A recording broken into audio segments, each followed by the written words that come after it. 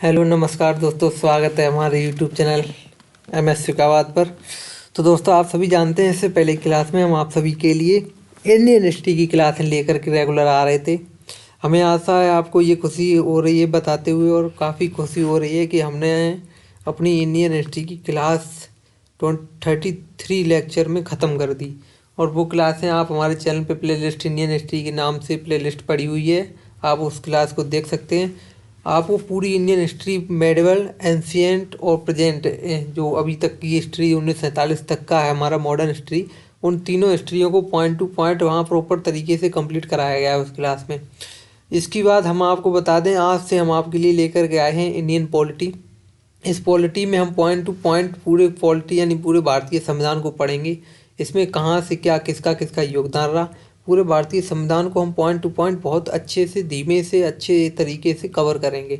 तो हमें आशा है हमारी क्लासें आपको पसंद आती होंगी। अगर आपको हमारी क्लासें पसंद आती हैं तो हमारे चैनल को सब्सक्राइब कर लें, जिससे आपको क्लास का लेटेस्ट नोटिफिकेशन मिलता रहेगा। और हमें ये भी खुशी हो रही है आपको बताते हुए कि हम इंडियन पॉलिटी को, पूरी पॉलिटी को यानी कि 4 क्लासों में ख़त्म करेंगे, और पूरी प्रॉपर तरीके से आपको इससे क्वेश्चन ज़्यादा से ज़्यादा आपको कॉम्पिटिटिव एग्ज़ाम में मिलेंगे। तो आइए हम इंडियन पॉलिटी की आज से अपनी क्लास को शुरू करते हैं। और इस क्लास को बीच में छोड़ के मत जाइए, इससे काफ़ी आपको लाभ मिलेगा। और मेरा वादा रहा आप लोगों से कि इससे बाहर अगर किसी कॉम्पिटिटिव एग्ज़ाम में आपको कहीं से क्वेश्चन अगर मिल जाए तो आप कमेंट बॉक्स में राय दे के जाइए कि हाँ, आपने झूठ बोला था। तो आइए अपनी क्लास को शुरू करते हैं। समय नहीं गमाएंगे, और अच्छे से, आराम से, शांति से एक एक पॉइंट टू पॉइंट हम पूरा कवर करेंगे। तो बोलेंगे भारतीय संविधान की जय। तो भारत का संविधान क्या है? अर्थसंघात्मक है। इसे किसने कहा था ये कि अर्थसंघात्मक है? केसी वीहर ने। संघ यानी फेडरेशन होता है, यानी जो USSR है, रूस जिसे कहते हैं अब प्रेजेंट टाइम पे, यूनियन ऑफ सोवियत जिसे कहते थे उस टाइम पे, वो क्या है? संघ है एक, वो फेडरेशन है। यानी सोशलिस्ट रिपब्लिक है वो। 1922 से 24 तक वो सोशलिस्ट रिपब्लिक रहा है। USA देखेंगे तो वो 50 स्टेट, उसके जो छोटे छोटे राज्य हैं जो वो फेडरेशन कहलाते हैं। जैसे स्टेट का उसमें क्या है? राज्य का अधिकार है, राज्य के अपने कानून है, राज्य की अपनी सभी सुविधाएं हैं, जो भी है वो केंद्र के अंतर्गत नहीं आता है। उसमें 50 स्टेट हैं, वो जुड़े तो जरूर है एक दूसरे से, लेकिन वो केंद्र से एक एक करके जुड़े हैं, ना कि जैसे हमारे भारत राज्य में केंद्र सर्वोच्च है, ऐसे करके वहाँ पे राज्य सर्वोच्च अपने लिए हो जाता है, वहाँ पे केंद्र सर्वोच्च नहीं है। अब देखेंगे संघ यानी यूनियन। इससे राज्य अपनी पारस्परिक सहमति से अलग नहीं हो सकते। आप जानते हैं जो भारत है हमारा, इसमें कैसा संविधान है? ये संघ हमारा कहलाता है। भारत हमारा क्या है? राज्यों का संघ कहलाता है, क्योंकि इसमें क्या है? राज्य अपनी सहमति से इससे अलग नहीं हो सकते।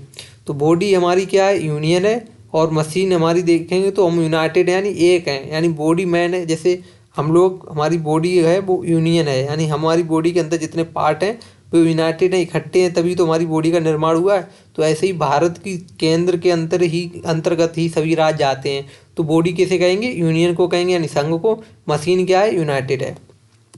अब देखेंगे लिखित संविधान और अलिखित संविधान। विश्व में कौन कौन से लिखित संविधान है, कौन से और अलिखित संविधान है? USA का संविधान 1789 में सबसे पुराना लिखित संविधान है। इसके बाद फ्रांस का, पाकिस्तान का और इंडिया का, ये इसका लिखित संविधान है। इसके बाद अलिखित संविधान देखेंगे तो ब्रिटेन का, कनाडा का, न्यूजीलैंड का, सऊदी अरेबिया और इजराइल का अलिखित संविधान है। अब देखेंगे सबसे छोटा संविधान और सबसे बड़ा संविधान। सबसे छोटा संविधान देखेंगे तो मोनाको का है, जिसमें कितने शब्द हैं? 3814 शब्द हैं। और भारत का सबसे बड़ा लिखित संविधान है, जिसमें शब्द कितने? 1,17,369 शब्द हैं। कुल अनुच्छेद कितने हैं? 395 अनुच्छेद हैं। 448 भाग हैं, यानी 448 पार्ट हैं। अनुच्छेद के आधार पर देखेंगे तो USA में 7 आर्टिकल हैं। वर्ड कितने हैं? 7,762 क्या हैं? वर्ड्स यानी शब्द हैं। अब देखेंगे सबसे नया संविधान किसका है? तो क्यूबा का सबसे नया संविधान है, जो 2019 में बनके तैयार हुआ है। एशिया का सबसे पुराना संविधान किसका है? तो जापान का है, जो 1889 में इसका निर्माण हुआ था। इसे क्या कहते हैं? मेजी संविधान। भारत का संविधान लिखा किसने इंग्लिश में? इंग्लिश में किसने लिखा? प्रेम बिहारी नारायण रायजादा ने लिखा इसे इंग्लिश में। हिंदी में किसने लिखा? तो बसंत कृष्ण वैद्य ने इसे हिंदी में लिखा। भारतीय संविधान की अर्ध संघीय व्यवस्था किससे कहाँ से ली गई? भारतीय संविधान की जो अर्ध संघीय व्यवस्था है वो कहाँ से ली गई? कनाडा से ली गई है। अब देखेंगे संविधान पर, तो संविधान पर जो अलंकरण किया वो किसने किया? नंदलाल बोस प्लस राम मनोहर सिन्हा और प्लस 22 मेंबर ने क्या किया? इसका संविधान का अलंकरण किया।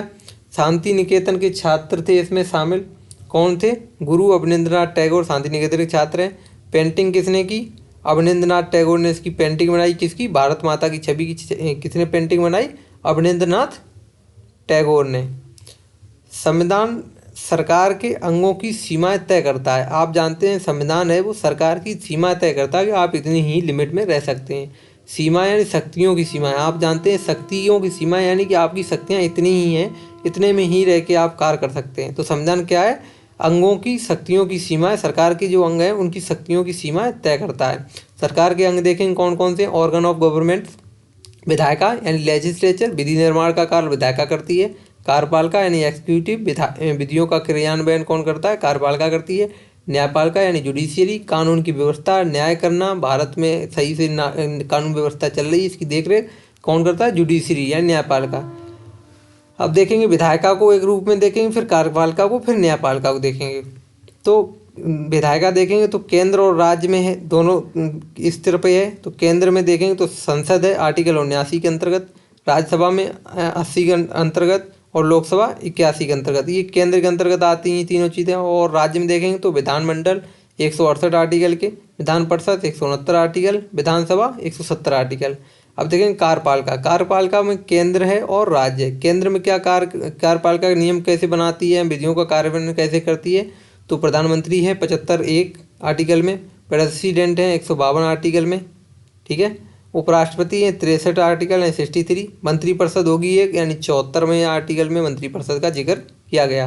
अब देखेंगे राज्य में कार्यपालिका देखेंगे तो राज्यपाल होगा 153 आर्टिकल, मुख्यमंत्री होगा 164 आर्टिकल, मंत्रिपरिषद होगी 163 आर्टिकल।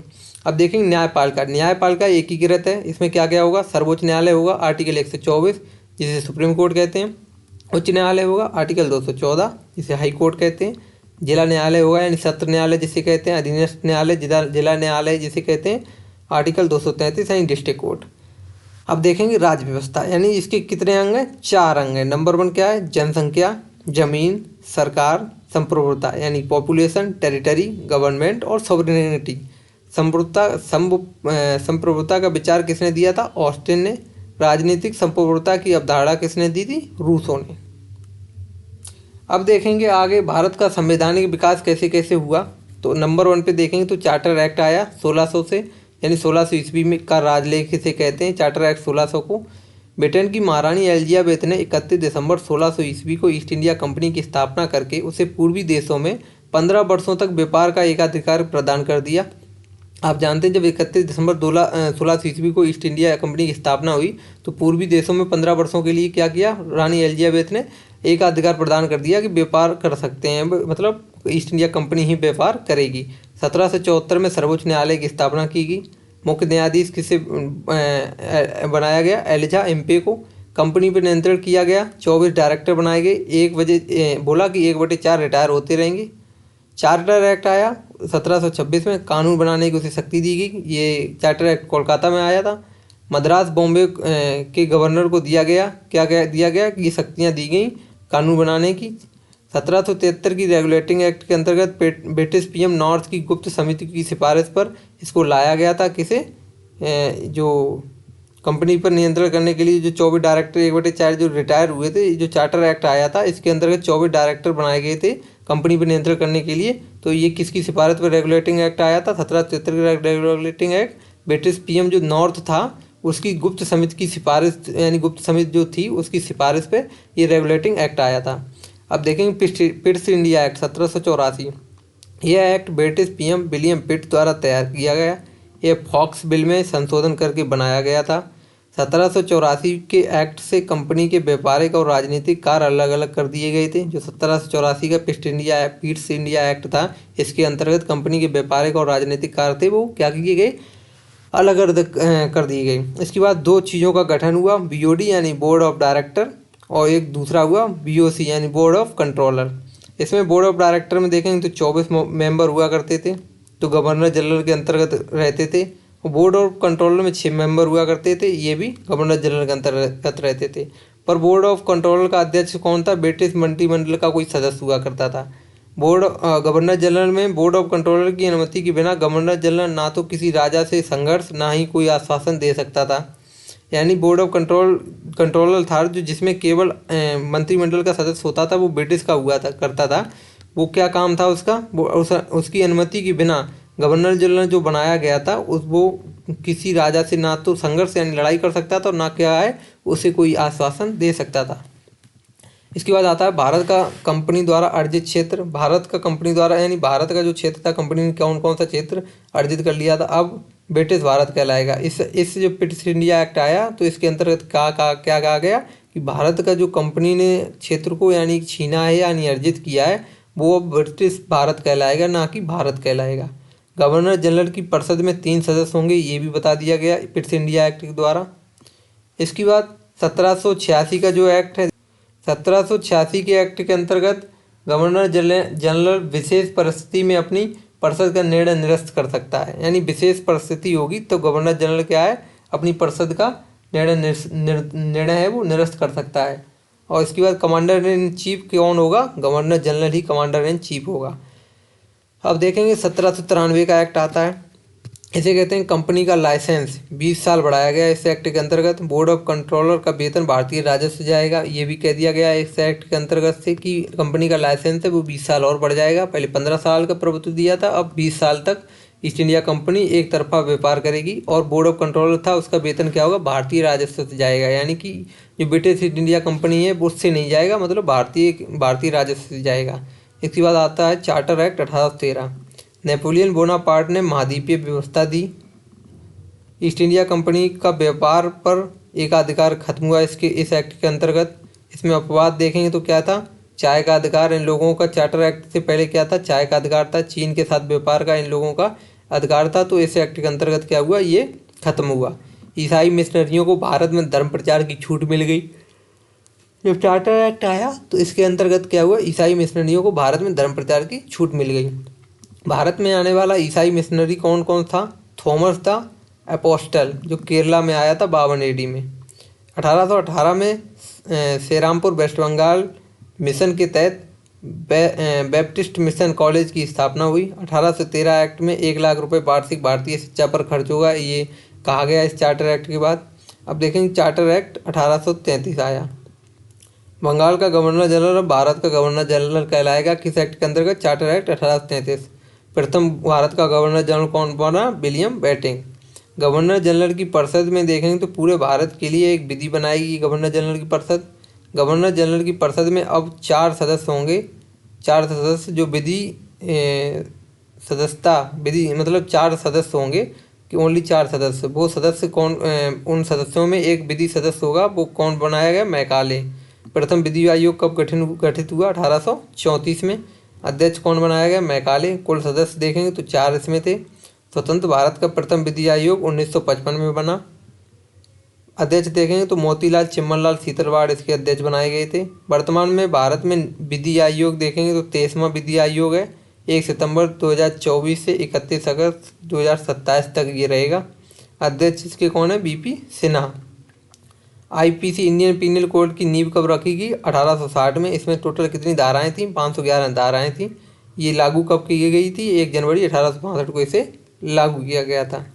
अब देखेंगे कंपनी का व्यापार पर अधिकार पूर्णतः खत्म हुआ। इसकी बात क्या हुआ?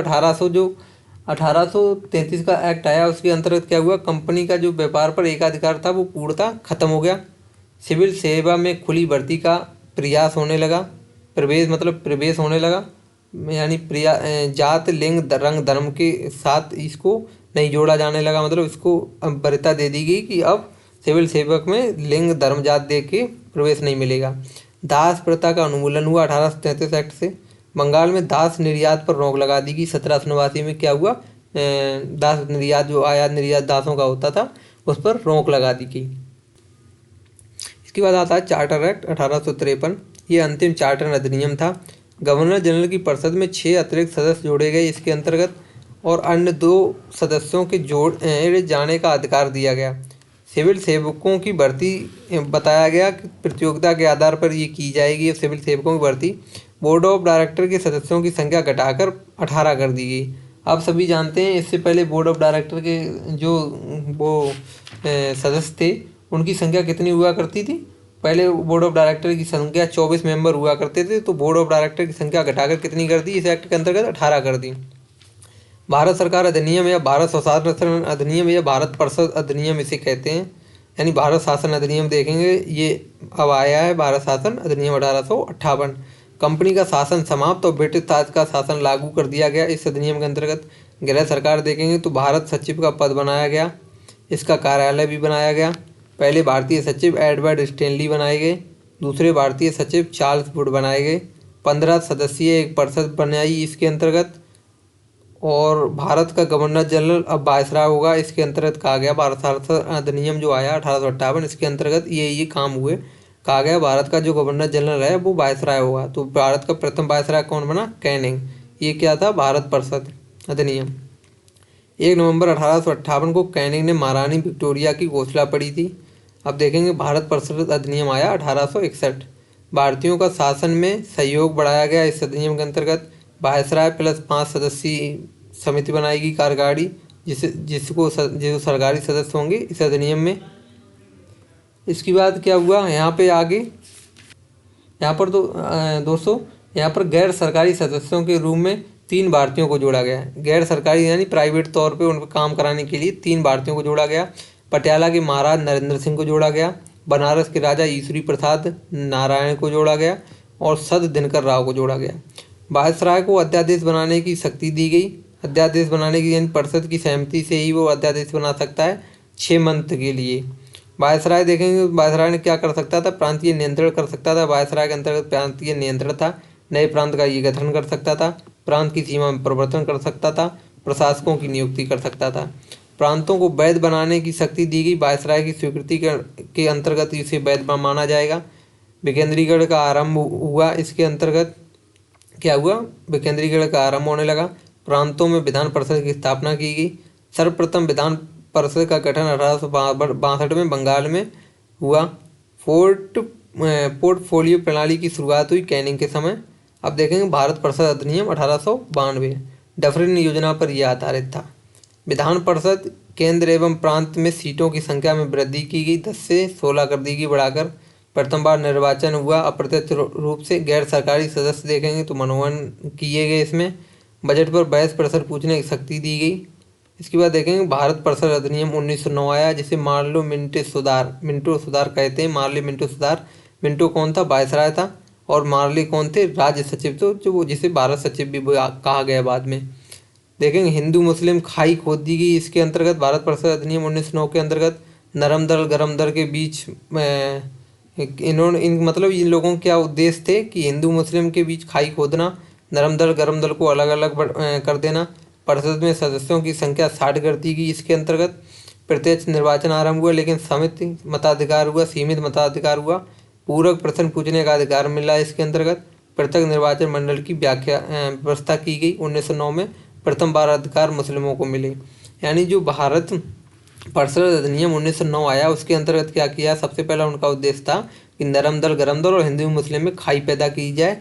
तो इसके लिए भारत परिषद अधिनियम लेके आए 1909 में, जो मार्लो मिंटो सुधार जिसे कहा जाता है। मिंटो कौन था? भारत का वायसराय था। और मार्ले कौन थे? राज्य सचिव यानी भारत सचिव।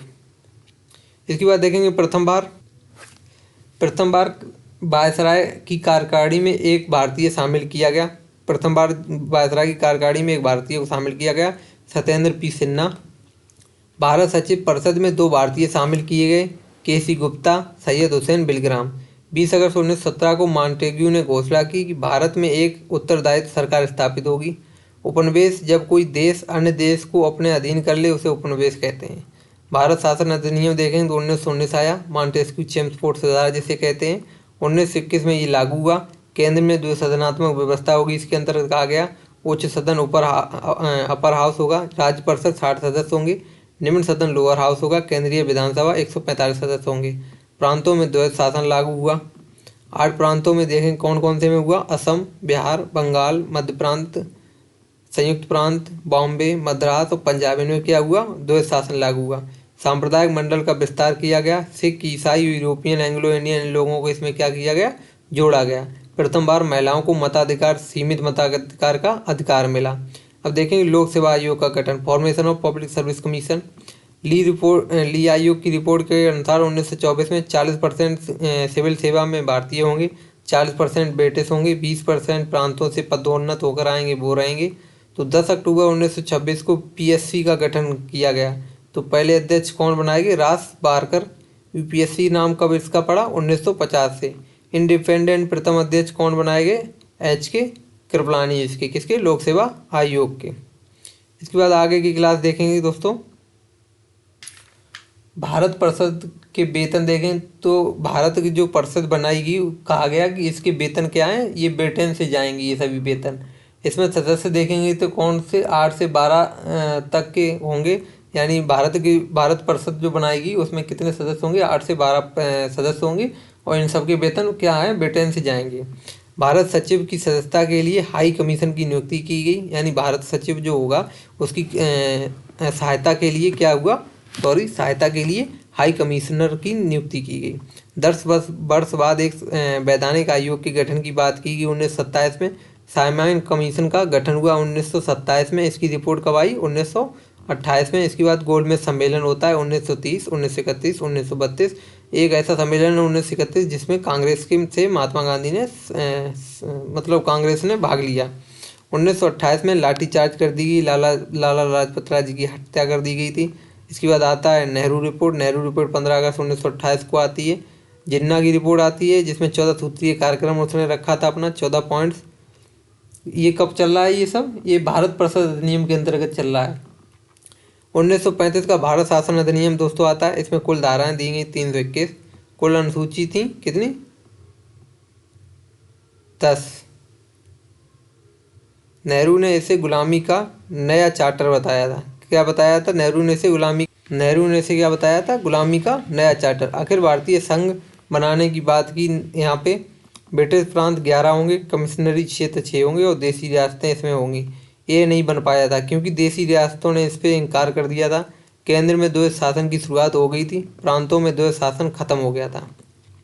प्रांतों को स्वायत्तता दी गई थी कि वायसराय के अधीन नहीं होंगे आप लोग, ठीक है। और प्रांतों में सरकारों का गठन करा दिया गया इसके अंतर्गत, भारत शासन अधिनियम 1935 के अंतर्गत।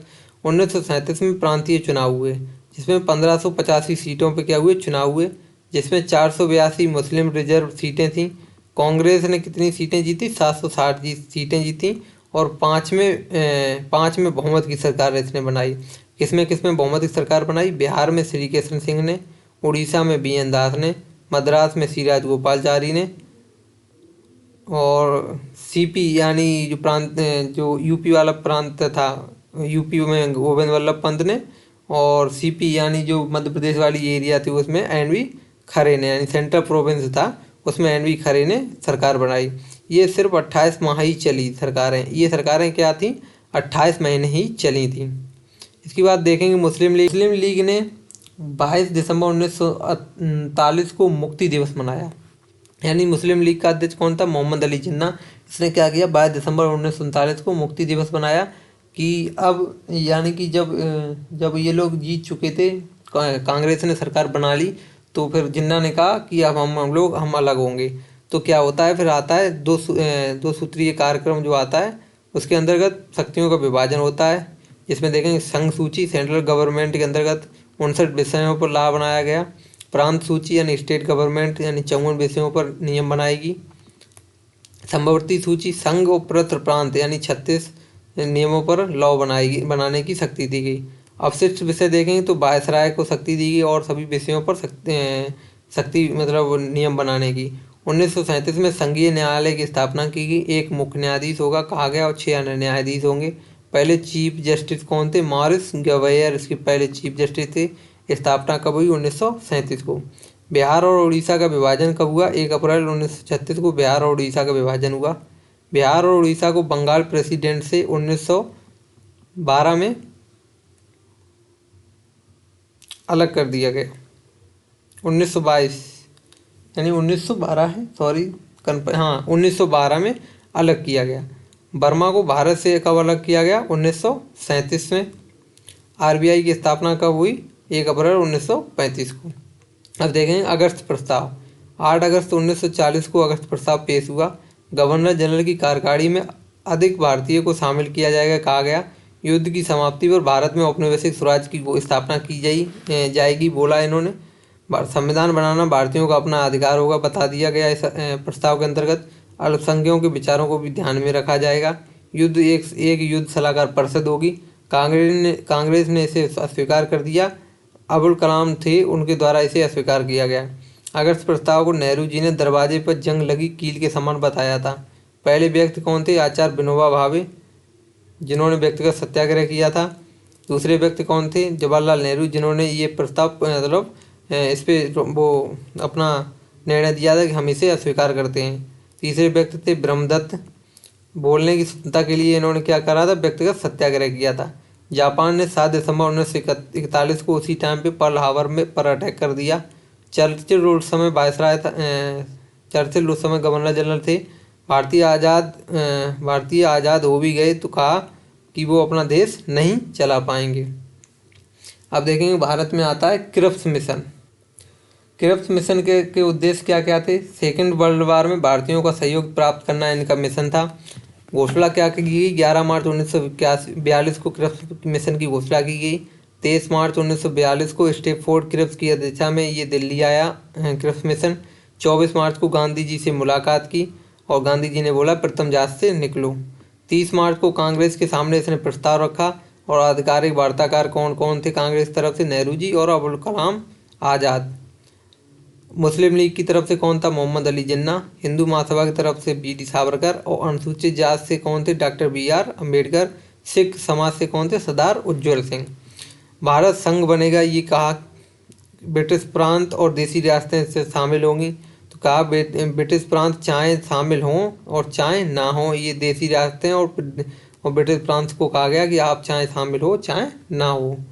भारत को राष्ट्रमंडल और अन्य संगठनों में शामिल होने की स्वतंत्रता होगी, यानी किसी भी देश में आप शामिल हो सकते हैं। संविधान सभा संविधान बनाएगी। ब्रिटिश क्षेत्र क्या कराएगा? चुनाव करेगी कि संविधान सभा कैसे संविधान बनाएगी। देसी रियासत मनोनीत होंगी। वायसराय की परिषद में सभी भारतीय होंगे। पट्टाभी सीतारमैया अगस्त प्रस्ताव का परिवर्तित संस्करण मात्र कहा। पट्टाभी सीतारमैया ने क्या कहा इसे? अगस्त प्रस्ताव का ये केवल एक परिवर्तित संस्करण है। गांधी जी ने क्या कहा इसे? टूटते हुए बैंक के नाम उत्तर दिनांकित चेक कहा इसे। नेहरू जी ने क्या कहा इसे? किसे? क्रिप्स मिशन को क्या कहा नेहरू जी ने? जिसका बैंक दिवालिया होने वाला हो। 11 अप्रैल 1942 को क्रिप्स मिशन वापस चला गया। क्रिप्स की विफलता के प्रभाव क्या क्या हुए? 14 जुलाई 1942 को कांग्रेस कार्य समिति ने महाराष्ट्र के वर्धा में अंग्रेजों भारत छोड़ो का नारा दिया। 8 अगस्त 1942 को ग्वालियर टैंक मैदान मुंबई में भारत छोड़ो आंदोलन हुआ, जिसके अध्यक्ष कौन बनाए गए? गांधी जी। यहाँ पर नारा क्या दिया गांधी जी ने? करो या मरो का यहाँ पे नारा दिया गया। इसके बाद देखेंगे क्विट इंडिया मूवमेंट के समर्थन नहीं दिया। क्विट इंडिया मूवमेंट जो आया में उसमें क्या किया? यहाँ पे समर्थन नहीं दिया। किसने? CPI and communist party of India ने यहाँ पे समर्थन नहीं दिया। भारत छोड़ो आंदोलन में मुस्लिम लीग ने अपना समर्थन नहीं दिया। मोहम्मद अली जिन्ना जो उसका अध्यक्ष था। हिंदू महासभा BD सावरकर ने यहाँ पे क्या किया? क्विट इंडिया मूवमेंट था उसका समर्थन नहीं किया। अब देखेंगे सी राजगोपालचारी फार्मूला आया। इसके बाद उसमें उस फार्मूले के अंतर्गत क्या किया गया? मुस्लिम लीग और कांग्रेस को क्या किया गया? विलय कर लिया गया। कब? जुलाई 1944 में।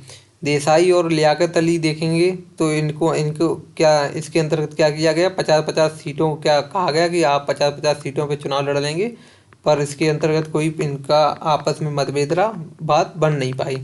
इसके बाद आता है बेबल योजना। 14 जून 1945 को पेश किया गया। इसे कार्यकारिणी में वायसराय और सैन्य प्रमुख के अलावा सभी भारतीय होंगे कहा गया। कार्यकारिणी में हिंदू मुस्लिम बराबर होंगे बेबल योजना के अंतर्गत कहा गया। क्विट इंडिया मूवमेंट के सभी नेता रिहा होंगे जो गिरफ्तार कर लिए गए थे। शिमला समझौता आयोजित होगा। 25 जून से 14 जुलाई 1945 तक शिमला समझौता चला। कांग्रेस ने नहीं माना इस चीज़ को। मुस्लिम लीग की शर्त को क्या करा? कांग्रेस ने नहीं माना। अब देखेंगे कैबिनेट मिशन 1946। 24 मार्च 1946 को कैबिनेट मिशन भारत आया। 16 मई 1946 को इसने क्या करा? ये अपनी योजना पेश कर दी। इसमें 3 सदस्य थे। पैंथिक लॉरेंस जो नेतृत्व कर रहे थे, स्टेफोर्ड क्रिप्स, एवी अलेक्जेंडर जो नौसेना में एक अच्छी पद पर यानी कि नौसेना में एक कमांडर थे।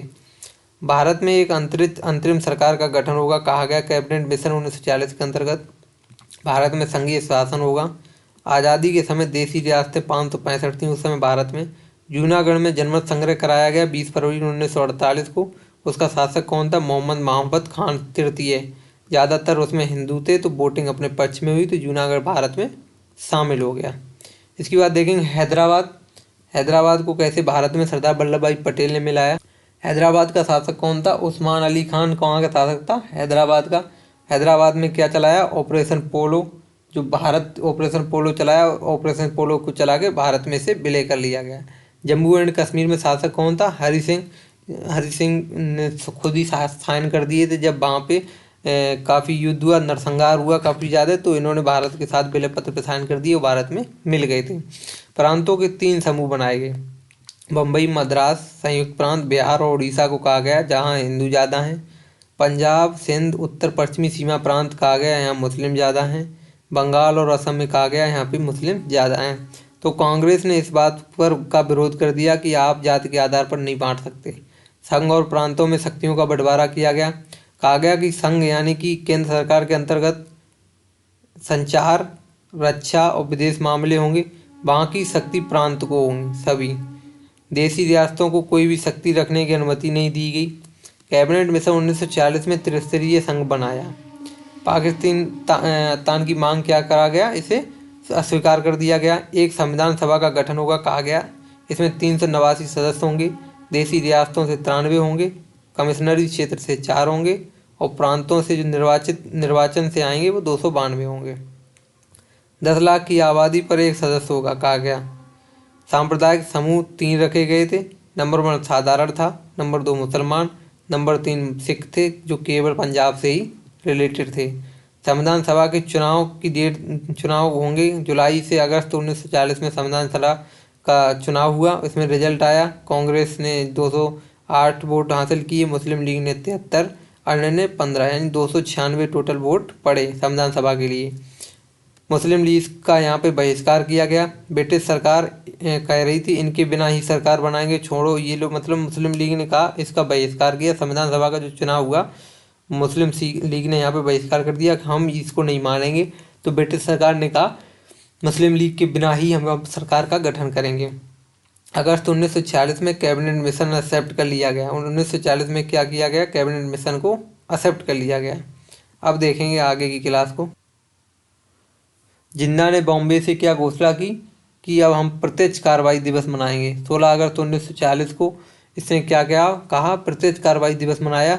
द ग्रेट कलकत्ता किलिंग के नाम से इसे जाना जाता है। कलकत्ता में यहाँ पे लाखों लोगों की हत्याएं की गई। उस समय कलकत्ता से ये शुरू हुआ था, राजा बाजार से इसे द ग्रेट कलकत्ता किलिंग कार्रवाई दिवस शुरू हुआ। उस समय सीएम कौन था कलकत्ता बंगाल का? एच.एस. सोहरावर्दी यहाँ की सीएम थी। न्यूज़पेपर कौन था? स्टार ऑफ इंडिया उस टाइम न्यूज़पेपर था। उस टाइम बंगाल का गवर्नर कौन था? Frederick borrows. 14 सदस्यीय अंतरिम सरकार का वहाँ पे गठन किया गया। 24 अगस्त 1946 को घोषणा की और 2 सितंबर 1946 को क्या हुआ?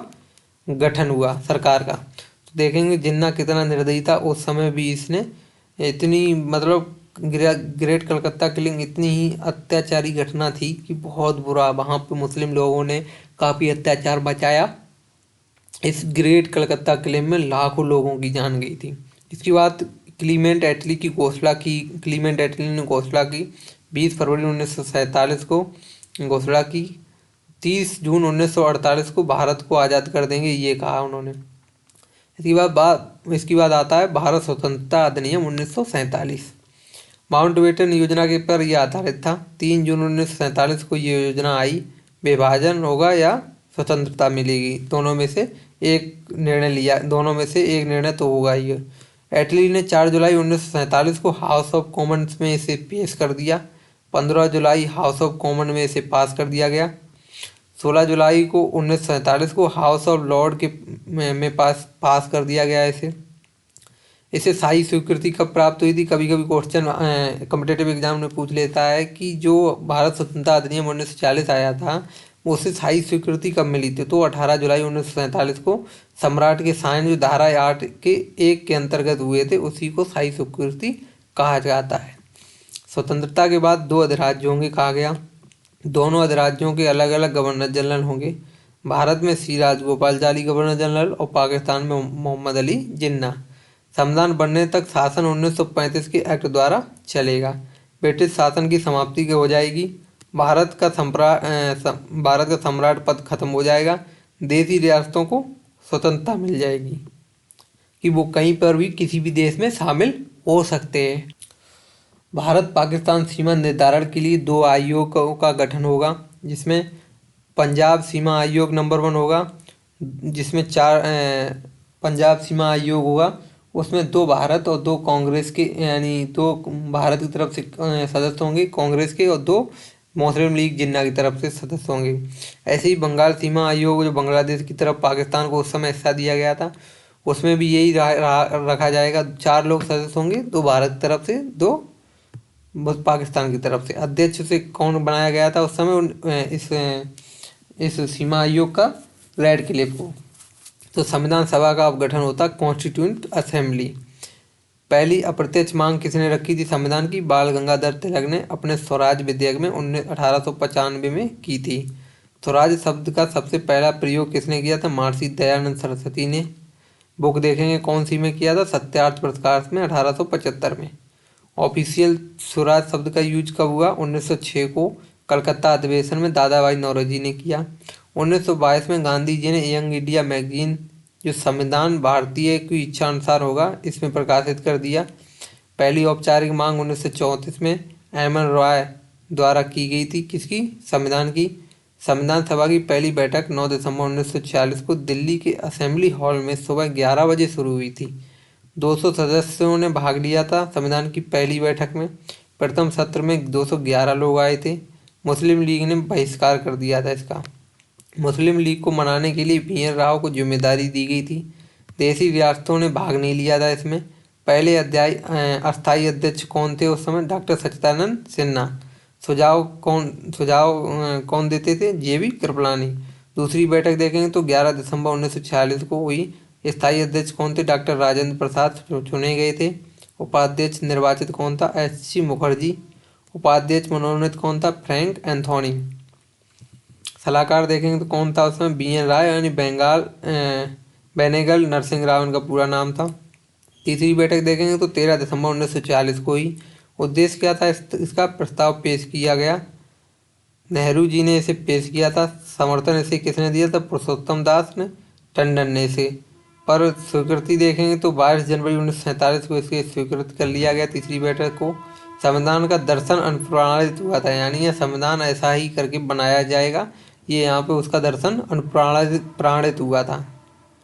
अब देखेंगे क्या क्या होगा, क्या है संविधान में किन किन चीज़ों को सबसे आगे रखा जाएगा। नंबर 1 को लोक प्रभुसत्ता देखी जाएगी, धर्मनिरपेक्षता रखी जाएगी संविधान में, सामाजिक न्याय को आगे रखा जाएगा, संघवाद को आगे रखा जाएगा और लोकतंत्र को सबसे आगे रखा जाएगा। तो विभाजन के बाद क्या क्या हुआ? ब्रिटिश प्रांत में भारत में देखेंगे तो 229 लोग मतलब सीटें थी। इसमें ब्रिटिश प्रांत से 226 थी और कमिश्नरी से 3 थी, और देशी रियासतें कितनी थी? 70 थी। संविधान सभा के कुल 3 वाचन हुए थे। पहला वाचन संविधान सभा का 4 नवंबर 1948 से 9 नवंबर 1948 तक हुआ। दूसरा वाचन 15 नवंबर 1948 से 17 अक्टूबर 1949 तक हुआ। तीसरा वाचन 14 नवंबर से 26 नवंबर 1949 तक, जिसे विधि दिवस कहा जाता है। इसी दिन 14 नवंबर से 26 नवंबर 1949 यानी 26 नवंबर 1949 को ही तीसरा जो वाचन हुआ, उस दिन संविधान को क्या कर लिया गया? अडोप्ट कर लिया गया। आंशिक रूप से संविधान लागू कब हुआ? लागू कितना हुआ? 16 अनुच्छेद लागू हो गए थे। Article 5, article 6, 7, 8, 9, article 60, article 324, article 366, article 367, 379, 380, 388, 393, 394, article 391 और 392। ये सभी आर्टिकल क्या आंशिक रूप से एक्सेप्ट कर लिए गए थे, लागू कर दिए गए थे। संविधान सभा की अंतिम बैठक कब हुई? 24 जनवरी 1950 को। राष्ट्रगान को यहीं पर 24 जनवरी 1950 को स्वीकार किया गया। राष्ट्रीय गीत को कब स्वीकार किया गया? इसकी टाइमिंग थी 65 सेकेंड। राष्ट्रपति कौन है उस समय बनाए गए? डॉक्टर राजेंद्र प्रसाद चुने गए थे। 24 जनवरी 1950 को 284 लोगों ने साइन किए इस पर। संविधान में समय देखेंगे बनने में कितना लगा था, 2 वर्ष 11 माह 18 दिन। कुल खर्च कितना आया था, तो 63,96,729 रुपये टोटल खर्च आया था। मूल प्रति देखेंगे तो हिंदी और इंग्लिश में इसकी मूल प्रति मिलेगी। कुल सत्र कितने हुए थे, 11। कुल बैठक पूछ लेता है एग्जाम में काफ़ी बार, 166 इसकी कुल बैठक हुई थी। संविधान सभा में महिलाएं कितनी हैं, उस समय थी 15। दक्षिणी बेला युद्धन एकमात्र दलित महिला थी। बेगम रजाज रसूल एकमात्र महिला मुस्लिम थी। विजय लक्ष्मी पंडित यूएन महासभा की अध्यक्ष और पहली महिला थी जो इसमें संविधान सभा में शामिल थी। राजकुमारी अमृत कौर पहली महिला कैबिनेट मंत्री स्वास्थ्य में बनाई गई थी। दुर्गाबाई देशमुख आंध्र प्रदेश की पहली महिला जो इस सभा में शामिल थी 1937 में। सुचेता कृपलानी पहली महिला सीएम 1963 से 67 तक यूपी की रही। सरोजिनी नायडू पहली महिला सीएम गवर्नमेंट देखेंगे तो 1947 से 1949 तक रही यूपी में। तो ये क्या था, संविधान सभा में महिलाएं जितनी बैठक हुई, जितने लोग शामिल हुए, इनके बारे में बताया गया है। अब दोस्तों इससे आगे क्लास पढ़ने से पहले या शुरू करने से पहले बता दें, अगर आपने अभी तक चैनल को सब्सक्राइब नहीं किया तो चैनल को सब्सक्राइब कर लें और क्लास को लाइक करना नहीं भूलें और अपना सुझाव जरूर दें। जब क्लास को पूरा कंप्लीट करके आप जाएं तो अपना सुझाव जरूर दें कि आपको क्लास ये कैसी लगी। इससे आगे देखेंगे तो संविधान की समितियाँ, जैसे संविधान का निर्माण हो रहा है तो संविधान में समितियाँ होंगी। संविधान में जो जो चीज़ों का आगे स्वरूप पाया जाएगा वो इस क्लास में आपको देखने को मिलेगा। संविधान निर्माण के लिए कुल 22 समितियाँ बनाई गई थी। 8 बड़ी समिति बनाई गई थी, 14 छोटी समिति। बड़ी समितियाँ देखेंगे तो नंबर 1 में प्रारूप समिति यानी मसौदा समिति जिसे कहते हैं, ड्राफ्टिंग कमेटी। इसका कार्य क्या था, प्रारूप पर विचार करना। अध्यक्ष कौन थे, डॉक्टर BR अम्बेडकर प्लस 6 अन्य सदस्य, यानी टोटल 7 सदस्य थे। 6 कौन से अन्य सदस्य थे, तो KM मुंशी, अल्लादी कृष्ण स्वामी अय्यर, सैयद मोहम्मद सादुल्ला, M गोपाल स्वामी अयंगर, N माधवराव और TT कृष्णमाचारी। संविधान का पहला प्रारूप BN राव ने रखा था। 60 देशों के संविधान का इन्होंने अध्ययन किया था और रिपोर्ट तैयार की पर विफल रही थी। प्रारूप समिति का गठन कब हुआ, 29 अगस्त 1947 को। प्रथम बैठक कब हुई, 30 अगस्त 1947 को। पहला प्रारूप कब रखा गया, 21 फरवरी 1948 को। दूसरा प्रारूप अक्टूबर 1948 को। 141 बैठक हुई थी टोटल। अंतिम प्रारूप देखेंगे तो 4 नवंबर 1948 को रखा गया। टोटल मिला के कितना 2473 संशोधन करके जब अंतिम प्रारूप रखा गया। 17 अक्टूबर 1949 को भारत का संविधान बन के तैयार हो गया। आर्टिकल 393 एक्सेप्ट कर लिए गए। अब देखेंगे बाबा साहेब BR अम्बेडकर, ये वेस्ट बंगाल से चुने गए थे। भारतीय संविधान के जनक कहे जाते हैं। संविधान सभा के लिए इन्हें चुना गया था। जोगेंद्र नाथ मंडल की जगह इन्हें चुना गया था। बाद में मुंबई की पूना सीट से ये चुने गए। जब ये पूना सीट से चुने गए तो त्यागपत्र उस सीट से किसने दिया था, MR जयकर ने। अब देखेंगे दूसरी जो समिति बनाई गई वो कौन सी समिति थी, तो संघ शक्ति समिति थी। उसके अध्यक्ष कौन थे, जवाहरलाल नेहरू। संघीय संविधान समिति के अध्यक्ष जवाहरलाल नेहरू। राज्यों से संबंधित समिति जवाहरलाल नेहरू। नियम और प्रक्रिया समिति डॉक्टर राजेंद्र प्रसाद। संचालन समिति डॉक्टर राजेंद्र प्रसाद। मूल अधिकार, अल्पसंख्यकों, जनजातियों एवं बहिष्कृत क्षेत्रों से संबंधित सलाहकार समिति पटेल को बनाया गया। इसके लिए 2 उप समितियाँ भी बनाई गई थी। नंबर 1 मौलिक अधिकार उप समिति JB कृपलानी अध्यक्ष बनाए गए और अल्पसंख्यक उप समिति के SC मुखर्जी अध्यक्ष बनाए गए। अब देखेंगे 8वीं समिति कौन सी है, प्रांतीय संविधान समिति। इसके अध्यक्ष कौन थे, वल्लभ भाई पटेल।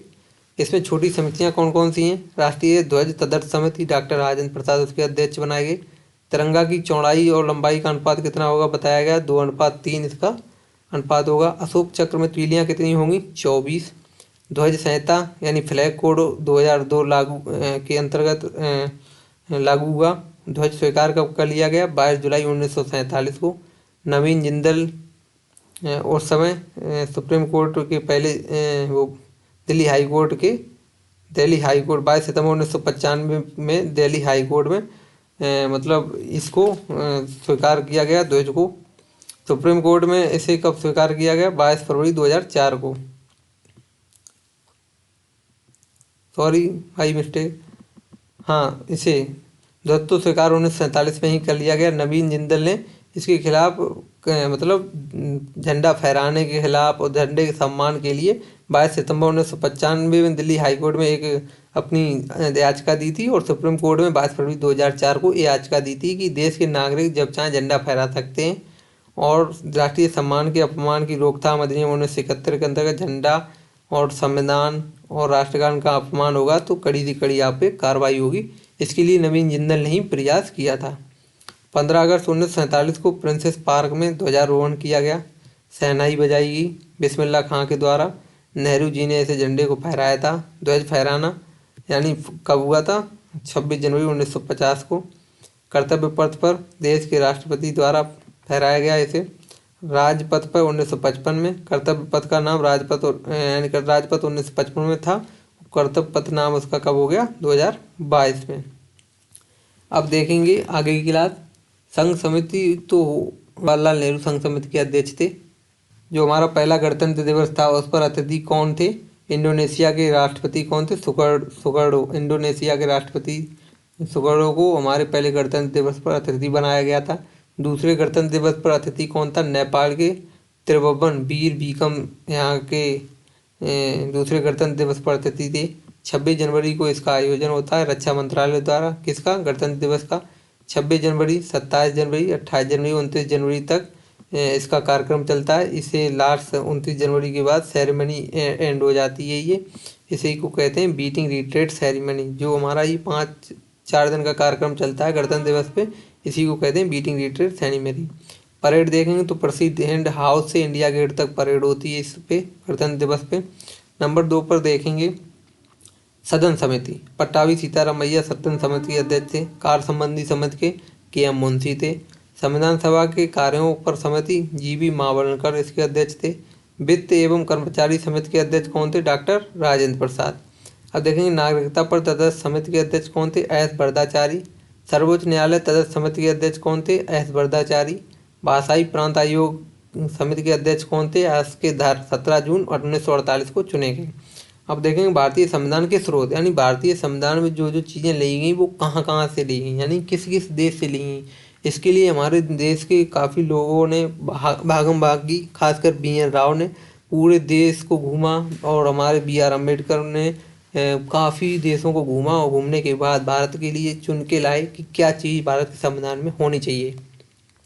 तो संविधान के मौलिक विचारों के संबंध में किसी को भी कोई विशेष अधिकार नहीं है BR अम्बेडकर ने कहा। भारतीय संविधान को वकीलों का स्वर्ग किसने कहा था? आइवर जेनिंग्स ने। भारतीय शासन अधिनियम 1935 के अंतर्गत कौन कौन सी चीज़ें जो हमारे संविधान से में ले ली गई थी? सर्वाधिक योगदान संविधान में इसी का है। इससे मुख्य स्रोत क्या क्या लिए गए? न्यायपालिका की संरचना, लोक सेवा आयोग, संघीय व्यवस्था और राज्यपाल का कार्यकाल, प्रशासनिक विवरण, ये इंटरनल सोर्स से ले लिया गया है। उन भारतीय संविधान में जो भारत शासन अधिनियम था उसी से ही ये चीज़ें हमने ले ली थी। इसके बाद ब्रिटेन से हमने क्या क्या लिया? तो ब्रिटेन से हमने संसदीय यानी यहाँ पर वेस्टमिंस्टर प्रणाली चलती है ब्रिटेन में। इससे हमने क्या क्या लिया? संसदीय लोकतंत्र लिया, एकल नागरिकता ली, संसदीय प्रणाली ली, द्विसदनात्मक व्यवस्था ली, विधायी प्रक्रिया ली, विधि का शासन लिया यहाँ से और मंत्रिमंडलीय व्यवस्था ली। ये हमने कहाँ से लिया? ब्रिटेन से। तो ट्रिक से अगर देखेंगे तो ब्रिटानिया बिस्कुट यानी कैबिनेट रूल, यानी कि ब्रिटानिया बिस्किट से समझेंगे तो यानी कि बिस्किट पार्ले बनाएंगे जब तो किसी नियम से ही बनाएंगे। कोई समिति ही बनाएगी ना उसे, कोई एक कंडीशन के तरीके से आप समझें। किसी सिंगल व्यक्ति के द्वारा तो बनाया नहीं जाएगा, तो काफ़ी लोग मिलकर बनाएंगे तो वो एक समिति हो जाती ना। तो ये रूल हो जाएगा ब्रिटानिया बिस्कुट, यानी कि समिति एक मिलके बनाएगी, नियम को बनाएगी और ये विधायी प्रक्रिया होगी जो इसमें मंत्रिमंडल व्यवस्था होगा। संयुक्त राज्य अमेरिका से हमने क्या क्या लिया? USA से 1789 में फिलाडेल्फिया सम्मेलन से लागू है ये संयुक्त राज्य अमेरिका से। तो क्या क्या USA के उस टाइम फर्स्ट प्रेसिडेंट कौन थे? George Washington. USA के 16वें प्रेसिडेंट कौन थे? Abraham Lincoln. First world war के समय USA के प्रेसिडेंट कौन थे? Woodrow Wilson. और सेकेंड वर्ल्ड वार के समय फ्रैंकलिन रूजवेल्ट। अब देखेंगे संयुक्त राज्य अमेरिका से हमने क्या क्या लिया। तो प्रस्तावना का विचार लिया हमने, मौलिक अधिकार लिया, न्यायपालिका की स्वतंत्रता ली, न्यायिक पुनरावलोकन लिया, राष्ट्रपति पर महाभियोग की प्रक्रिया हमने कहाँ से ली, संयुक्त राज्य अमेरिका से। सुप्रीम कोर्ट हाई कोर्ट के न्यायाधीशों को हटाना, ये कहाँ से लिया, अमेरिका से। उपराष्ट्रपति का पद यूएसए से। लेकिन संविधान यूएसए से। पावरफुल यानी राइट्स, इससे मतलब इसकी ट्रिक क्या है, पावरफुल राइट्स यानी हमने मौलिक अधिकार फंडामेंटल राइट्स हमने कहाँ से लिए, प्रेसिडेंट यानी राष्ट्रपति। जुडिशियरी यानी कि हमने जो न्यायाधीशों को चलाने का यानी हाई कोर्ट सुप्रीम कोर्ट, हमने ये सभी कहाँ से लिया, ट्रिक से। यानी ये है पावरफुल ट्रिक है, राइट, प्रेसिडेंट, जुडिशियरी, ये हमने कहाँ से लिया, अमेरिका से। अब आयरलैंड से हमने क्या क्या लिया, राज्य की नीति निर्देशक सिद्धांत यानी डीपीएसपी, कहाँ से लिए, आयरलैंड से। राष्ट्रपति के निर्वाचन की प्रणाली, आयरलैंड से। राज्यसभा में सदस्यों का मनोनयन, ये भी आयरलैंड से लिया। तो इसकी ट्रिक देखेंगे तो एंड, इलेक्शन, नॉमिनेशन और डीपीएसपी, यानी ई से इलेक्शन, एन से नॉमिनेशन, डी से डीपीएसपी, ये इसकी ट्रिक है। ई से क्या है, इलेक्शन, राज्य की नीति निर्देशक सिद्धांत एंड डीपीएसपी। राष्ट्रपति के निर्वाचन की प्रणाली यानी इलेक्शन, ई से। और राज्यसभा में सदस्यों का मनोनयन यानी नॉमिनेशन, एन से। अब देखेंगे हमने कनाडा से क्या क्या लिया। तो कनाडा से हमने काफ़ी चीज़ें ली हैं। कनाडा से हमने क्या क्या लिया, मजबूत केंद्र सरकार, बड़ी संघीय व्यवस्था ली हमने। अवशिष्ट शक्तियाँ केंद्र के पास होंगी, ये हमने कनाडा से लिया। केंद्र द्वारा राज्य में राज्यपाल की नियुक्ति होगी, ये कनाडा से लिया। सी का मतलब सेंटर, ये सभी चीज़ें क्या है, सेंटर के पास होंगी, यानी कि जो केंद्र द्वारा यानी राज्यपाल बनाया जाएगा वो भी केंद्र के पास शक्ति है। अवशिष्ट शक्तियाँ होंगी वो केंद्र के पास होंगी। और मजबूत केंद्र सरकार वाली एक संघीय व्यवस्था होगी, ये किसके पास अधिकार होंगे, केंद्र के पास। तो सी यानी हमेशा सेंटर में कोई चीज़ रहेगी, तो वो जो चीज़ें सेंटर से के लिए हैं जरूरी, वो कहाँ से लेंगी, कनाडा से लेंगी। ऑस्ट्रेलिया से हमने क्या लिया, ऑस्ट्रेलिया से हमने प्रस्तावना की भाषा ली, समवर्ती सूची ली। संयुक्त बैठक संसद में होगी, उसकी कैसे होगी, ऑस्ट्रेलिया से लिया। व्यापार एवं वाणिज्य की स्वतंत्रता हमने ऑस्ट्रेलिया थी। इसकी ट्रिक देखेंगे तो TRAL यानी टी से, ए से, एल से लैंग्वेज, टी से ट्रेड, थर्ड लिस्ट यानी कि थर्ड लिस्ट का मतलब समवर्ती सूची, और ज्वाइंट मीटिंग यानी जे से। ये ट्रिक क्या है इसकी, ट्राल। अब फ्रांस देखेंगे क्या क्या लिया हमने, स्वतंत्रता, समता, बंधुत्व, गणतंत्र। ये फ्रांसीसी क्रांति से हमने शब्द लिए अपनी प्रस्तावना में जो लिए। FRA इसकी क्या है, फैटर्निटी ट्रिक है। दक्षिण अफ्रीका से हमने क्या लिया, संविधान संशोधन की प्रक्रिया दक्षिण अफ्रीका से लिए, आर्टिकल 368। राज्यसभा में सदस्यों का निर्वाचन होगा, ये दक्षिण अफ्रीका से हमने लिया। जर्मनी से देखेंगे तो हमने जर्मनी का वाइमर, वहाँ का वाइमर वो है, क्या कहते हैं, जर्मनी का संविधान वाइमर है। आपातकाल में मौलिक अधिकारों का विलंबन हो जाता है, ये हिटलर ट्रिक देखेंगे तो हिटलर क्या था, तानाशाह था, और तानाशाही में उसके सामने कोई भी नियम नहीं चलता था, तो आपातकाल कहाँ से लिया, जर्मनी से लिया। अब USSR यानी सोवियत संघ से क्या लिया, मौलिक कर्तव्य यानी फंडामेंटल ड्यूटीज हमने कहाँ से ली, सोवियत संघ से। प्रस्तावना में न्याय की विचारधारा, पंचवर्षीय योजना 1951 में भारत में शुरू हुई। रूस यानी कि ट्रिक देखें तो दोस्ती, दोस्ती के में हमेशा क्या होता है, कर्तव्य निभाना पड़ता है, न्याय देना पड़ता है, और प्लान तैयार करना पड़ता है। तो ये सभी क्या है, रूस से हमने जो चीज़ें यानी USSR से ली, ये इसके लिए ट्रिक है।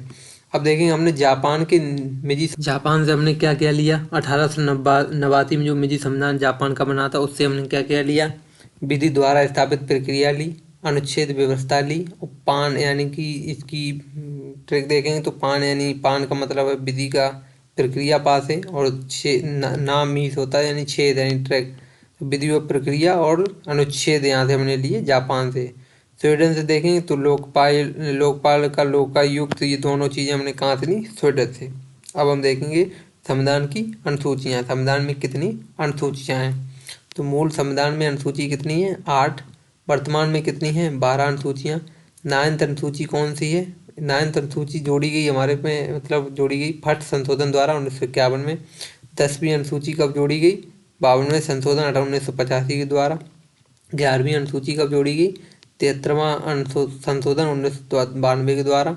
और 12वीं अनुसूची कब जोड़ी गई, 74वां संशोधन 1992 के द्वारा।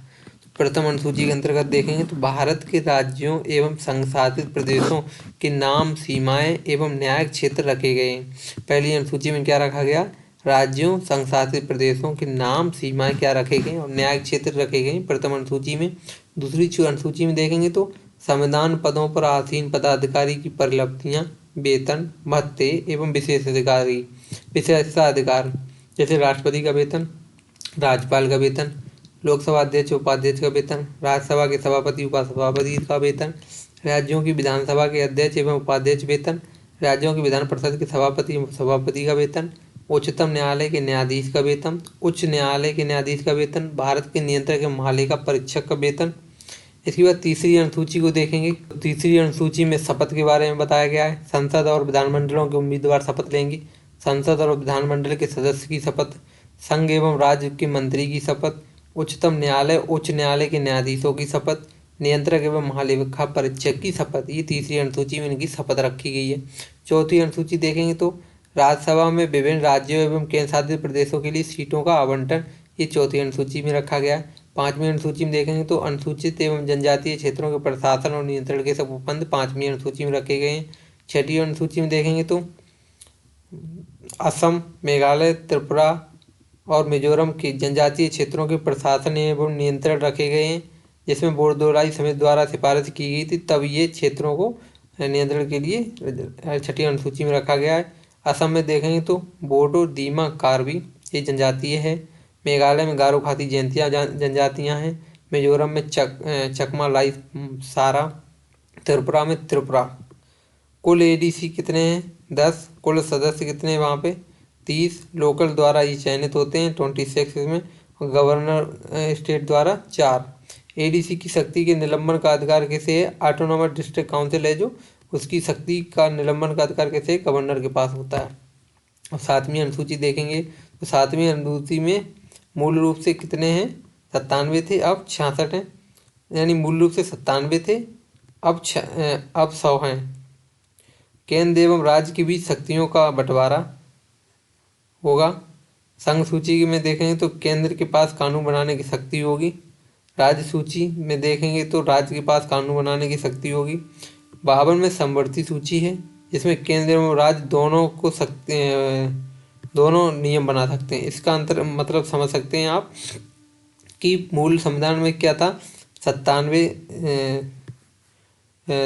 थे, मतलब 97 के अंतर्गत बनाया जाता था ये नियम, अब 100 के अंतर्गत बनाया जाता। तो 66 में और 61 में, यानी कि जो 61 है उसके अंतर्गत देखें तो संघ सूची है, और 66 के अंतर्गत राज्य सूची है, और 52 के अंतर्गत समवर्ती सूची है।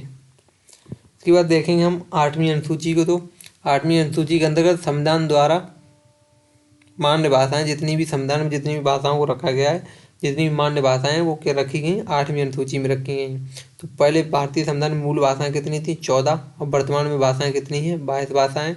संस्कृत, हिंदी, उर्दू, गुजराती, कश्मीरी, उड़िया, पंजाबी, बांग्ला, असमिया, मराठी, तमिल, तेलुगु, कन्नड़, मलयालम, ये सभी भाषाएं पहले थी। अब देखेंगे 21वें कॉन्स्टिट्यूशन अमेंडमेंट द्वारा 1967 में सिंधी को जोड़ा गया। 71वें संविधान संशोधन द्वारा 1992 में नेपाली को जोड़ा गया, मणिपुर, कोंकणी को जोड़ा गया। 92वें संविधान संशोधन 2003 के द्वारा मैथिली, संताली, डोगरी, बोडो को जोड़ा गया। हमारी शास्त्रीय भाषाएं कितनी हैं? 11। सबसे पुरानी कौन सी है? तमिल 2004 में थी, जोड़ी गई। संस्कृत 2005 में जोड़ी गई। तेलुगु, कन्नड़ 2008 में जोड़ा गया। मलयालम को 2013 में, उड़िया को 2014 में, मराठी, पाली, प्राकृत, असमिया, बंगाली ये 2024 में हमारी शास्त्रीय भाषा में जोड़ी गई हैं। अब हम देखेंगे नवीं अनुसूची। आर्टिकल 31B द्वारा जोड़ी गई हैं ये नवीं अनुसूची। फर्स्ट कॉन्स्टिट्यूशन अमेंडमेंट 1951 द्वारा नवीं अनुसूची को जोड़ा गया। इसके अंतर्गत भूमि सुधार, जमींदारी उन्मूलन, इसमें रखे कानून की न्यायिक समीक्षा नहीं हो सकती कहा गया। केशवानंद भारती बाद 24 अप्रैल 1973 के बाद कानूनों की समीक्षा हो सकती है, फिर दोबारा कहा गया। इसके अंतर्गत मौलिक अधिकार का उल्लंघन करे तो वह अमान्य हो जाएगा। यानी कि अगर कोई मौलिक अधिकार का उल्लंघन करेगा तो वह नियम क्या होगा? अमान्य हो जाएगा। 10वीं अनुसूची देखेंगे तो 52वां से कॉन्स्टिट्यूशन अमेंडमेंट हुआ, यानी संविधान संशोधन 1985। इसमें क्या हुआ? दल बदल विरोधी कानून लागू हुआ। 10वीं अनुसूची में क्या बताया गया? दल बदल विरोधी कानून। इसके बाद हम देखेंगे अब 11वीं अनुसूची को। तो 11वीं अनुसूची में 29 विषय रखे गए हैं। 29 विषय रखे गए जिसे कब जोड़ा गया? 73वें संविधान संशोधन 1992 के द्वारा। इसमें पंचायती राज के बारे में बताया जाता है, पंचायतों की शक्तियाँ, प्राधिकार एवं जिम्मेदारियों के बारे में। अब देखेंगे 12वीं अनुसूची के बारे में। इसमें 18 विषय रखे गए हैं। इसे 74वें संविधान संशोधन 1992 के द्वारा जोड़ा गया है। इसमें नगर पालिकाओं को शक्तियाँ, प्राधिकार एवं जिम्मेदारियाँ दी गई हैं। अब हम देखेंगे सभी जितनी भी हमारी 12 अनुसूचियाँ हैं उनको हम ट्रिक के द्वारा देखेंगे। तो स्पोर्ट्स, डीएल, एलईडी, पीएम, इसके अंतर्गत देखें तो स्पोर्ट्स से क्या है, पहली अनुसूची में राज्य को रखा गया है। राज्य है जो कुछ भी नियम कानून बनाएगा, स्टेट। दूसरे में पेमेंट या वित्त से यानी हमारे पैसे से संबंधित यानी वेतन से रिलेटेड रखा गया है। पहले में भारत, दूसरे में वेतन रखा गया है। ओ से यानी ओथ यानी शपथ ली जाएगी, तो तीसरे में शपथ को रखा गया है। आर यानी कि रेसिडेंटियल यानी कि रहन सहन से रिलेटेड, तो आर में रखा गया है।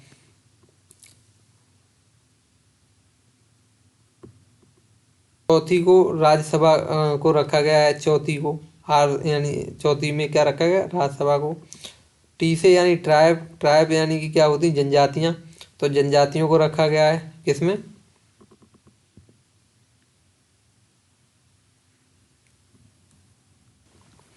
पाँचवीं में क्या रखा गया, प्रशासन को। 6 में क्या रखा गया, सभी जो AIMM सुविधाएं हैं उनको क्या रखा गया है, 6 में रखा गया है। 6 में जनजातीय क्षेत्रों के क्या रखे गए हैं, प्रशासन के बारे में 6 में रखा गया है। 7 में बंटवारा रखा गया है, शक्तियों का बंटवारा केंद्र और राज्य के बीच में। 8 में भाषाओं के बारे में रखा गया है, 8वीं अनुसूची में। 9 में भूमि के बारे में, सुधारों के बारे में रखा गया है। 10 में दल बदल के बारे में रखा गया है, और 11 में पंचायती व्यवस्था के बारे में रखा गया है, और 12वां में नगर पालिका के बारे में रखा गया है। तो आपने देखा, हमने इस ट्रिक के माध्यम से भी समझा। तो ट्रिक हमारी क्या है, स्पोर्ट, DL, LED, PM। तो इस ट्रिक के अंतर्गत हम पूरी 12 अनुसूचियों को याद कर सकते हैं। अब देखेंगे संविधान के भाग। तो मूल संविधान के में कितने भाग थे, 22 भाग थे, ठीक है। वर्तमान संविधान में 25 भाग हैं। 4 का एक जोड़ा गया, एक 14 का जोड़ा गया, यानी 14A और 4A। एक जोड़ा गया 7 सिटीजनशिप 1956 द्वारा इस क्या करा गया, हटा दिया गया। पहले 4 जोड़े फिर एक कम कर दिया गया, तो 22 थे। तो अगर पहले 4 जोड़े तो 26 हो जाते। 26 में क्या किया गया, एक 8वां भाग था, 7वां भाग था, उसे हटा दिया गया 1956 के एक्ट द्वारा यानी संविधान संशोधन द्वारा। तो 22 में से 4 जोड़े 26 हुए, 26 में फिर एक हटा दिया गया, तो कितने बचे, 25 भाग बचे हैं। तो जो यानी कि जो 14वां है, 14 का उसे हमने कब जोड़ा, 42वां संविधान संशोधन हुआ उस 1976 में, उससे हमने 14वां जोड़ा। 9A को हमने कब जोड़ा, 74वां संविधान संशोधन 1992। और 9B को कब जोड़ा हमने, 57वां संविधान संशोधन 2011। इनके द्वारा हमने क्या किया, इन आर्टिकल्स को जोड़ा, ये भाग को जोड़ा। अब पार्ट देखेंगे और सब्जेक्ट देखेंगे और आर्टिकल देखेंगे, यानी किस भाग के अंतर्गत कौन कौन से विषय आते हैं और किस अनुच्छेद के अंतर्गत आते हैं।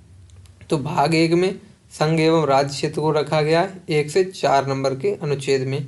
भाग 2 में नागरिकता रखी गई है 5 से 11 नंबर के अनुच्छेद में। भाग 3 में मौलिक अधिकार रखे गए हैं 12 से 35 आर्टिकल तक। भाग 4 में राज्य के नीति निर्देशक तत्व यानी कि DPSP रखा गया है 36 से 51 तक। भाग 4A में मूल कर्तव्य रखे गए, फंडामेंटल ड्यूटीज 51A में। इसके बाद देखेंगे भाग 5 में क्या क्या रखा गया है। भाग 5 में संघ सरकार को रखा गया है 52 से आर्टिकल 151 तक। भाग 6 में राज्य सरकार को रखा गया है 152 आर्टिकल से 237 तक। भाग 7 में इसको हटा दिया गया, 238 था इसमें, इसको क्या किया, हटा दिया गया। भाग 8 में संघ राज्य क्षेत्र को रखा गया है 239 से 242 तक। भाग 9 में पंचायत को रखा गया 243 ABCDEFGHIJKLMNO तक रखा गया है, इन 243 O तक। भाग 9A में नगर पालिका को रखा गया है 243 P से लेकर G तक, ZG तक, यानी PQRSTUVWXYZ। इसके बाद फिर ABCDEFGHIJKO EFG यानी ZG तक रखा गया है। तो 43 P से 243 पहले जेड तक जाएंगे, फिर ABCDEFG तक जाएंगे। तो इन आर्टिकल को नगर पालिका के भाग 9A के अंतर्गत रखा गया है। अब भाग 9B में देखेंगे तो सहकारी समिति को रखा गया है 243ZH से 243ZT तक। भाग 10 में अनुसूचित एवं जनजातीय क्षेत्र रखे गए हैं, आर्टिकल 244 से 244A तक। भाग 11 में संघ राज्य संबंध रखे गए हैं 245 से 263 आर्टिकल तक। भाग 12 में वित्त संपत्ति के उपबंध रखे गए हैं 264 आर्टिकल से 300A आर्टिकल तक। भाग 13 में व्यापार एवं वाणिज्य क्षेत्र को रखा गया है 301 आर्टिकल से 307 आर्टिकल तक। भाग 14 में संघ एवं राज्य के अधीन सेवाएं रखी गई हैं 308 आर्टिकल से 323 आर्टिकल तक। भाग 15 में चुनाव एवं निर्वाचन रखा गया है 324 से 329A आर्टिकल तक। 14A में देखेंगे तो अधिकरण रखा गया है 323A आर्टिकल से 323B आर्टिकल तक। भाग 16 में विशेष उपबंध कुछ वर्गों के लिए रखे गए हैं 330 आर्टिकल से 342 आर्टिकल तक। भाग 16 हो गया है। भाग 17 में देखेंगे तो राजभाषा को रखा गया है 343 आर्टिकल से 351 तक। भाग 18 में आपात उपबंध रखे गए हैं 352 आर्टिकल में, तो राष्ट्रीय आपातकाल लगता है। इसके बाद 356 में वित्तीय आपातकाल लगता है और राष्ट्रपति शासन लगता है। फिर तो ये 352 से 360 तक रखे गए हैं। भाग 19 में देखें तो विविध और प्रकीर्णन रखा गया है 361 से 367 तक। इसमें राष्ट्रपति राज्यपाल को संरक्षण इन आर्टिकल के अंतर्गत दिया गया है 361 से 367 के अंतर्गत। भाग 20 में देखेंगे संविधान संशोधन रखा गया आर्टिकल 368। भाग 21 में देखेंगे तो अस्थायी संक्रमणकारी और विशेष उपबंध रखे गए हैं 369 आर्टिकल से 392 तक। भाग 22 में देखेंगे तो संक्षिप्त नाम होगा प्रारंभ, संक्षिप्त नाम और प्रारंभ इन चीज़ों के बारे में 393 आर्टिकल से 395 आर्टिकल तक क्या रखा गया। भाग 22 में ये चीज़ें रखी गई हैं। तो आप सभी ने देखा, यानी भारतीय संविधान में भाग 1 से लेकर भाग 22 तक सभी विषयों के बारे में हमने यहाँ पे चर्चा की। इसके बाद भाग 1 के अंतर्गत आर्टिकल कौन कौन से आते हैं, वहाँ से लेके भाग 22 की जो आर्टिकल भाग 22 में आर्टिकल कहाँ से कहाँ तक आते हैं, 393 से 395 तक आर्टिकल भाग 22 में आते हैं। हमने वहाँ तक की यहाँ पे इस क्लास में कवर किया। अब हम देखेंगे प्रस्तावना यानी प्रियम्बल। भारत की प्रस्तावना देखेंगे संविधान की, तो प्रस्तावना को संविधान की कुंजी कहा जाता है। ये गजेंद्र किसने कहा था, गजेंद्र गढ़कर ने कहा था। प्रस्तावना संविधान की कुंडली ये किसने कहा था, KM मुंशी ने कहा था। प्रस्तावना संविधान का परिचय पत्र ये किसने कहा था, नाना पाटकीवाला ने। कौन सी बुक लिखी इन्होंने, बी द पीपल, नाना पाटकीवाला ने अपनी पुस्तक लिखी है। प्रस्तावना को संविधान की आत्मा किसने कहा था, ठाकुरदास भार्गव ने प्रस्तावना को संविधान की आत्मा कहा था। प्रस्तावना को कीनोट किसने कहा था, अर्नेस्ट बार्कर ने प्रस्तावना को कीनोट कहा था। बुक देखेंगे तो इनकी कौन सी थी, principle of social and political theory. तो इस क्लास के अंतर्गत हम आज यहीं तक की पॉलिटी को पढ़ेंगे। तो आज की क्लास हम प्रस्तावना तक लेके आ चुके हैं। इससे आगे की क्लास हमने आपको वादा किया 4 क्लास में हम इन ये पॉलिटी को पूरा पॉइंट टू पॉइंट ख़त्म करेंगे। तो आज की क्लास हम प्रस्तावना तक ही लेके चलेंगे। कल की क्लास हम फिर 1 घंटे की क्लास लेकर के आएंगे। 4 दिन लगातार क्लास लेकर के आएंगे। तो हम 4 दिन की क्लास में आपको इंडियन की पॉलिटी पूरी ख़त्म करा देंगे। पूरा भारतीय संविधान हम 4 क्लासों में ख़त्म करेंगे। और हमें आशा है हमारा कंटेंट और हमारी क्लास को आप देखेंगे तो हमें लगेगा कि आपने पूरी, अगर आपने अच्छे से पढ़ा तो हमारा आप के साथ विश्वास है और आपका हमारे साथ विश्वास है। तो हम आपसे वादा करते हैं कि आपको इससे बाहर कहीं भी कॉम्पिटिटिव एग्जाम यानी परीक्षा में कहीं से बाहर से क्वेश्चन नहीं आएगा। आपको यहीं से ही क्वेश्चन मिलेगा। पूरा संविधान हम यहाँ पे पॉइंट टू पॉइंट पढ़ेंगे। आपको पक्का यहाँ से पूरे 100% क्वेश्चन फंसेंगे। तो ऐसे ही देखते रहिए हमारी क्लास को। हम आपके लिए लेकर के आएंगे, कल दूसरी क्लास लेकर के आएंगे। तो ऐसे ही अच्छे से लगे रहिए दोस्तों और पढ़ते रहिए। तो मिलते हैं दोस्तों एक नई क्लास में प्रस्तावना से आगे क्लास को लेकर के। जय हिंद दोस्तों, जय हिंद भाइयों, जय संविधान। ठीक है दोस्तों, मिलते हैं नेक्स्ट क्लास में। राधे राधे भाइयों।